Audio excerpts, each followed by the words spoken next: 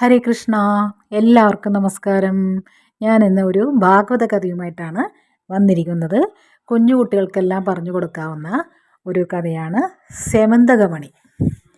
സൂര്യഭക്തനായ സത്രാജിത്ത് എന്ന ഒരാൾ ഉണ്ടായിരുന്നു.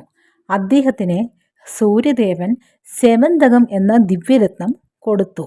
ആ രത്നം കഴുത്തിൽ ധരിച്ചുകൊണ്ട് അദ്ദേഹം ഭഗവാനെ കാണുവാൻ ദ്വാരകയിൽ ചെന്നു.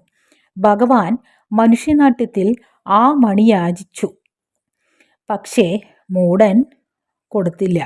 സാധാരണക്കാർക്ക് ആ ഭാഗ്യം സിദ്ധിക്കുമോ? ഒരിക്കൽ സത്രാജിത്തിൻ്റെ സഹോദരനായ പ്രസേനൻ ആ രത്നവും അണിഞ്ഞ് നായാട്ടിന് പോയി. അപ്പോൾ ഒരു സിംഹം പാഞ്ഞുവന്ന് പ്രസേനനെയും കുതിരയെയും കൊന്ന് രത്നവും എടുത്തുപോയി. അതിനെ കൊന്ന് ജാമ്പവാൻ ആ മണി തൻ്റെ കുട്ടിക്ക് കളിക്കുവാൻ കൊടുത്തു. ഇതറിഞ്ഞ ഭഗവാൻ ജനങ്ങളോടുകൂടെ പ്രസേനനെ അന്വേഷിച്ച് പുറപ്പെട്ടു.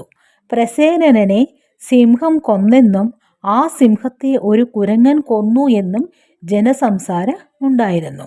ആ വാനരൻ്റെ കാലടി അനുസരിച്ച് എല്ലാവരും ഒരു ഗുഹയുടെ അടുത്ത് എത്തിച്ചേർന്നു.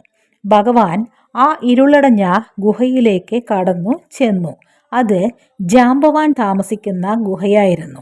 ആരോ മണി തട്ടിയെടുക്കുവാൻ വന്നിരിക്കുന്നുവെന്ന് കരുതി ജാമ്പവാൻ ഓടി വന്ന് തൻ്റെ മുഷ്ടികൾ കൊണ്ട് രഘുപതേ ഹരേ രാമ ജയ ജയ എന്ന മന്ത്രം ജപിച്ചുകൊണ്ട് ഭഗവാനെ അടിക്കുവാൻ തുടങ്ങി. ആ മഹാഭക്തൻ്റെ മുഷ്ടിപ്രയോഗവും ഭഗവാന് ഒരാരാധനയായി തീർന്നു. ഇങ്ങനെ 28 ദിവസം ഭയങ്കര യുദ്ധം നടന്നു. ഭഗവാന്റെ മുഷ്ടിപ്രഹരമേറ്റ് തളർന്നപ്പോൾ ആ ഭക്തന് ബോധമുണ്ടായി, തൻ്റെ സ്വാമി തന്നെ അനുഗ്രഹിക്കുവാൻ വന്നിരിക്കുകയാണ് എന്ന്. ഉടനെ ജാമ്പവാൻ കാൽക്കൽ വീണ് നമസ്കരിച്ചു. കണ്ണുനീർ കൊണ്ട് കാൽ കഴുകിച്ചു. സ്തോത്രങ്ങൾ ചൊല്ലി ഭഗവാനെ സ്തുതിച്ചു. ഭഗവാൻ തൻ്റെ കൈകൊണ്ട് ഭക്തനെ തലോടി അനുഗ്രഹിച്ചു. ജാമ്പവാൻ തൻ്റെ മകളായ ജാമ്പവതിയെ മണിയോടുകൂടി ഭഗവാന് കൊടുത്തു. 12 ദിവസം കഴിഞ്ഞിട്ടും ഭഗവാനെ കാണാതെ ജനങ്ങൾ ദ്വാരകയിലേക്കു തന്നെ മടങ്ങി. ദ്വാരകാവാസികൾ ഭഗവാനെ കിട്ടുവാനായി ദുർഗാ ഭഗവതിയെ സേവിച്ചു തുടങ്ങി. അതിൻ്റെ ഫലമോ എന്ന് തോന്നുമാറ് ഭഗവാൻ പത്നിയോടുകൂടെ അവിടെ എത്തി. ഭഗവാൻ സത്രാജിത്തിനെ വരുത്തി വിവരമെല്ലാം പറഞ്ഞു. മണിയും കൊടുത്ത് യാത്രയാക്കി. സത്രാജിത്തിന് വലിയ പശ്ചാത്താപമായി.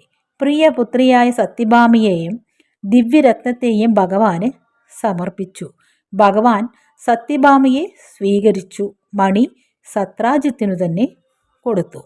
എല്ലാം അറിയുന്നവനാണെങ്കിലും ഭഗവാൻ പാണ്ഡവന്മാരും കുന്തിദേവിയും ദഹിച്ചുപോയി എന്ന വാർത്തയറിഞ്ഞ് ലോകന്യായമനുസരിച്ച് ജ്യേഷ്ഠനോടുകൂടി ഹസ്തിനപുരത്തിലേക്ക് പോയി. ഭീഷ്മർ, വിതുരർ മുതലായവരെ കണ്ട് അവരോടുമൊരുമിച്ച് ദുഃഖം പ്രകടിപ്പിക്കുകയും ചെയ്തു.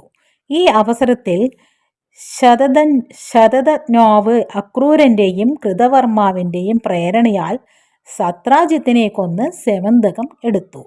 സത്യഭാമ വ്യസനം സഹിക്കാതെ ഭഗവാനെ വിവരം ധരിപ്പിച്ചു. അദ്ദേഹം ശതധന്വാവിനെ കൊന്ന് സത്യഭാമയെ ആശ്വസിപ്പിച്ചു. പക്ഷേ മണി അവിടെ എങ്ങുമില്ല എന്ന് ഭഗവാൻ പറഞ്ഞു. കൃഷ്ണൻ തന്നെയും വഞ്ചിക്കുകയാണെന്ന് കരുതി അല്പം കോപിച്ചിട്ടെന്ന പോലെ ബലരാമൻ മിഥിലാപുരിയിൽ ചെന്ന് താമസിച്ചു. ഭഗവാൻ സത്രാജിത്തിൻ്റെ ശേഷക്രിയകളെല്ലാം കഴിപ്പിച്ചു. അക്രൂരനും കൃതവർമാവും പേടിച്ച് ദ്വാരക വിട്ടോടി. ഭഗവാൻ ഒന്നും അറിഞ്ഞ ഭാവം നടിച്ചിട്ടില്ല. എല്ലാം ഭഗവത് സങ്കല്പമാണല്ലോ. പിന്നീട് ഭഗവാൻ മഹാഭക്തനായ അക്രൂരനെ ആളയച്ചു വരുത്തി മണി എല്ലാവർക്കും കാണിച്ചു കൊടുപ്പിക്കുകയും അത് അക്രൂരനു തന്നെ കൊടുക്കുകയും ചെയ്യുന്നു. ഹരേ കൃഷ്ണ. കഥ അവസാനിക്കുന്നു. അടുത്ത കഥയുമായി വരുന്നതായിരിക്കും. ഹരേ കൃഷ്ണ.